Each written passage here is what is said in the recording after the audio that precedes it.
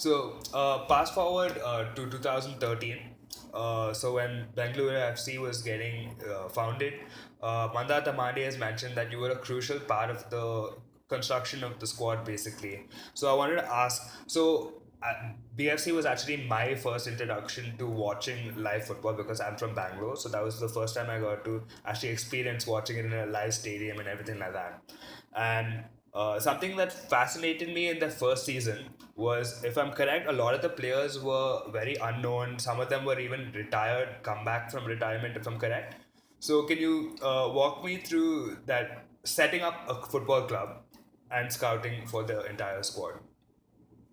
I mean, I was in Pune with a club called DSK at the time, which was we're just building that club from scratch. They had never played in the second division or never even played at any level outside of Pune, and that's where I knew Mandar from Pune days, and we'd interacted a little bit before that. He was involved. So when I interviewed for them, I was the only coach who interviewed for them with a full plan of what to do with this new club.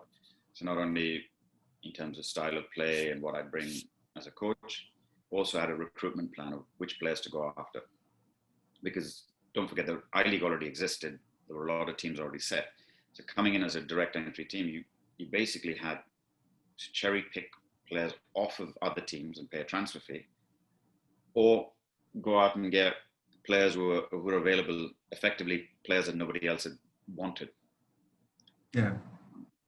So that was a little bit fortunate that when I joined DSK, I was in a similar situation where I had to recruit players brand new for a club.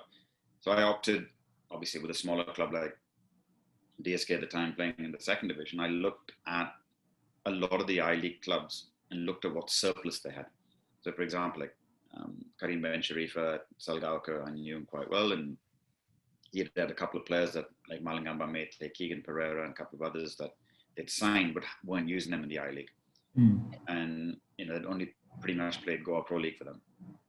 So made a call to the club and said, look, if you're not using these players, can we take them off of your books? So Keegan joined me at DSK, and similarly, the Pile and Arrows had about more than 30 players on their roster, in the squad, based in Calcutta with Arthur Purpose. So I called Arthur and asked him again, there's, you pretty much can only work with 2025. So he said, yeah, but happy to let you have these 10 players. So I got the likes of Randan Mehte, Siamangal, Shankar, Vikramjit Singh, and a load of other quite talented young India under 23 players, effectively, because they were in that developmental squad. So we stitched together a lot of these, primarily, so you could pretty much say it's an under 25 team, or young players who had potential. So I'd pitched this option to Mandar and the guys and Mustafa at Bengaluru, saying, look, there's this players that I'll bring into the club. We just need to obviously stitch in a little bit of experience with them. And that experience, you start looking around and you realize there's players like Reno Anto who've, won the I-League. He basically been offered something, but Mohun Bagan, but the last minute they pulled out on the deal. And he was back thinking, I'm going to go back to Kerala and take up a government job. There were guys like Gurtej Singh who had just won the I-League with Churchill brothers, but Churchill in those days used to have a squad of 40. So he's not going to get too many minutes. And we could entice him to come and join us. So there were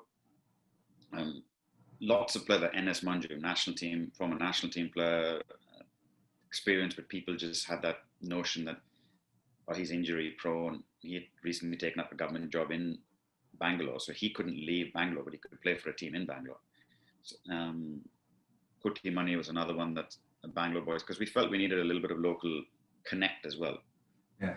So it was just, smart recruitment. And then foreigners, someone like Johnny Manyongo, who played in India, would help connect with, if you bring other foreigners as somebody who's got an experience of playing in the league, and as a senior pro, you'd bring that sort of calmness to the dressing room and just the environment with a lot of younger players around, someone to keep the younger ones in check.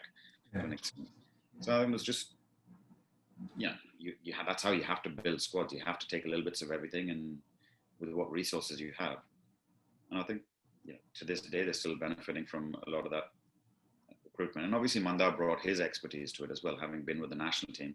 He could then, pick up the phone and then convince Sunil Chhetri to join. He could convince Robin Singh to join, because they were the tougher sells in a way, because they didn't want to come and join a brand new club where I remember Sunil saying to me in the first week, he goes, "Who are all these players? I've never heard of any of them."